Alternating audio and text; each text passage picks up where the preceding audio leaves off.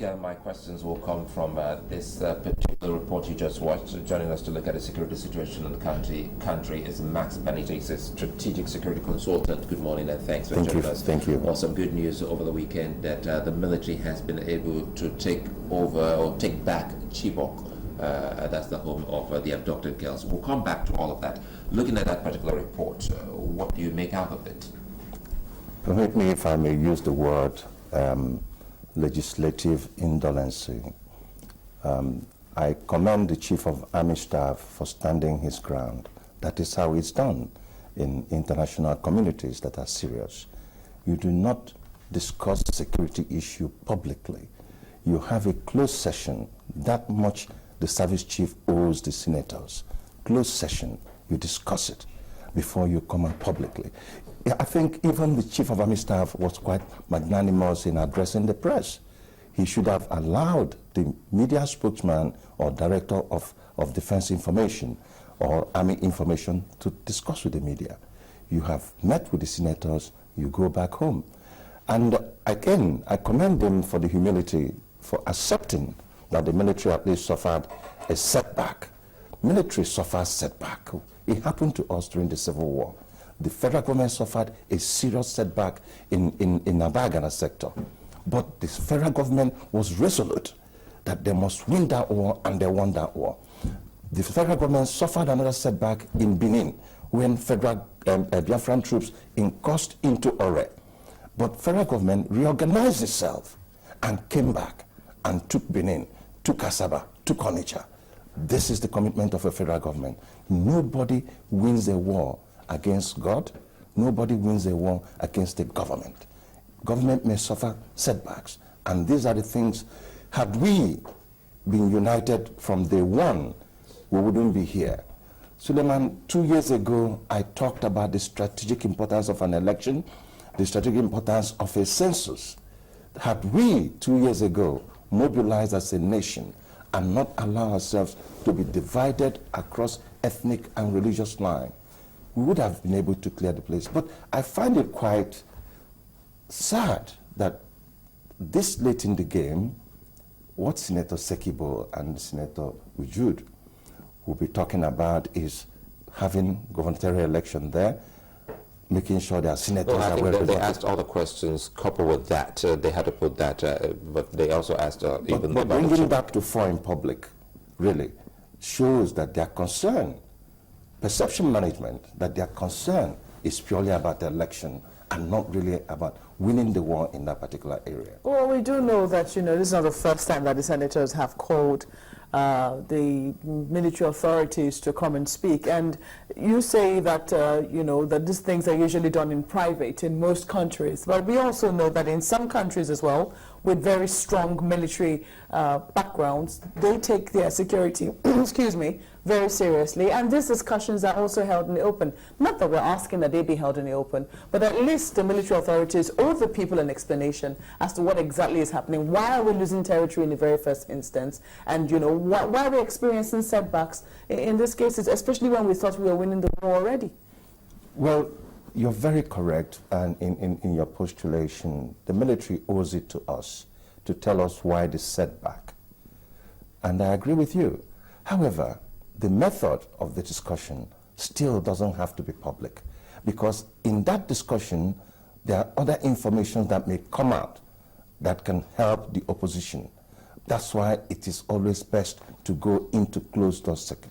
For instance, the military might say, look, we need XYZ equipment, we don't have it. And that again plays into what the governor of Borno State said earlier, that the Boko Haram appear to be more armed than the military. And there's a time to interrogate those things. When I had said this 2 years ago, that the president should come out and declare war, total war, against the insurgency. And now David Mark, distinguished senator, is re-echoing what I said 2 years ago. Had you done so, then what you are going to now do is interrogate the military versus Boko Haram. What type of brute do you need to get in this area? What type of uniform? What type of weapon do you need? And you must be there with mark of superiority over the insurgency. Have we been able to do that? Then we wouldn't be where we are today. And therefore, you're very correct. The military, at some point, must tell us why they're having high rate of attrition, high rate of desertion.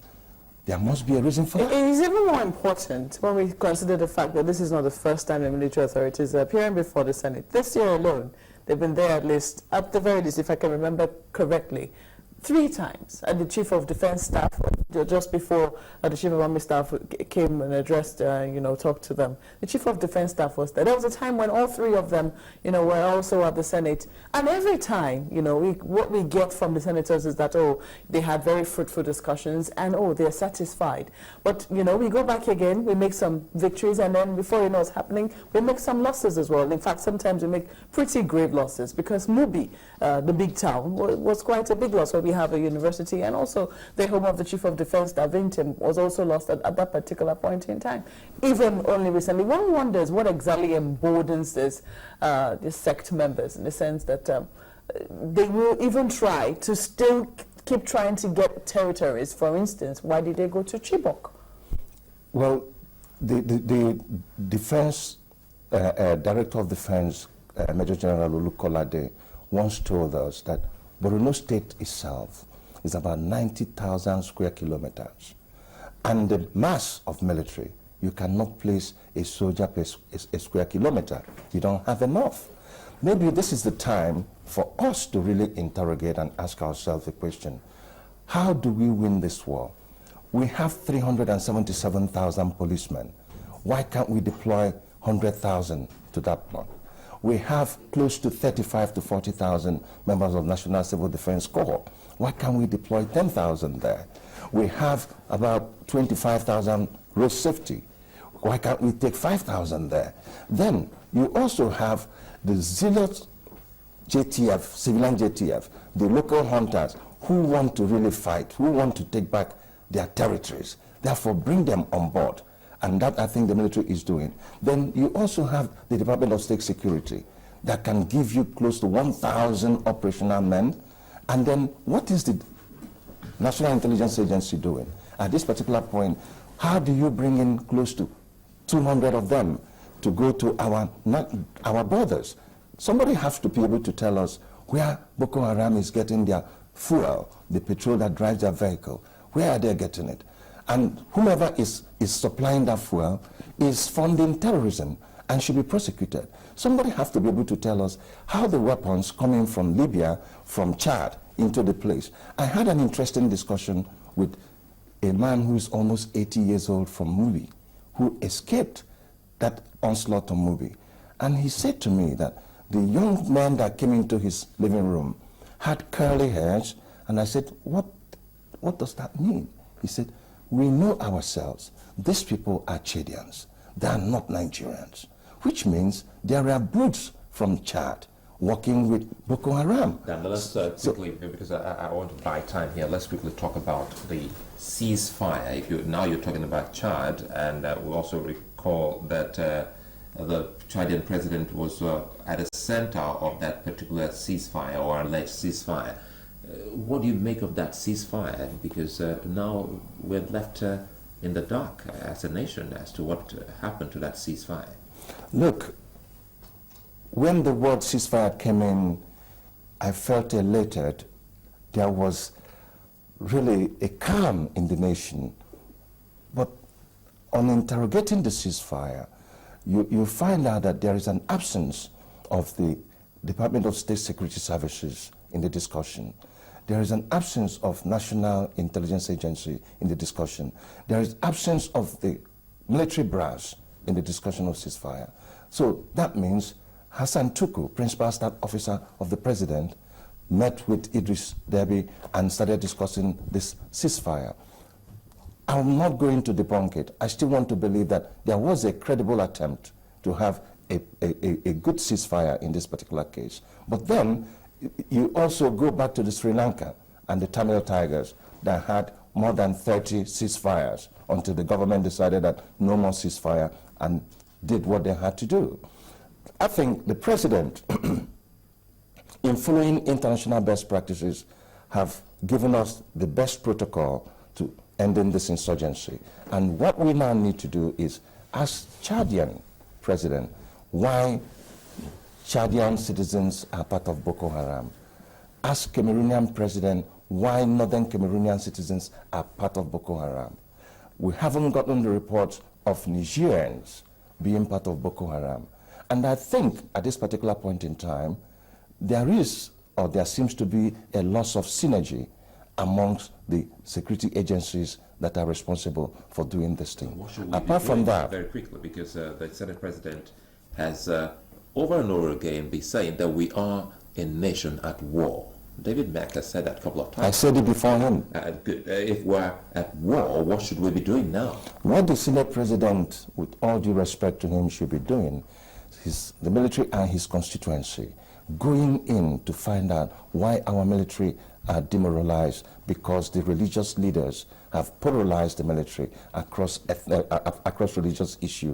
Either you're a Muslim or you're a Christian. And then politicians. I listened to your program on Friday. It's not the best approach. Even APC will govern this country if God wants them to govern, and they cannot govern a country that has disintegrated. You need to mobilize. We need to be united. And then a former minister sat here and said that the North does not want Jonathan to win the election. These things further divide us, and that's unacceptable. So we need to really rally around our troops. So the Senate President needs to go to his constituencies. They will tell him the truth. He will ask them, are you properly funded? Have they received fourth quarter operational funds as I speak to you?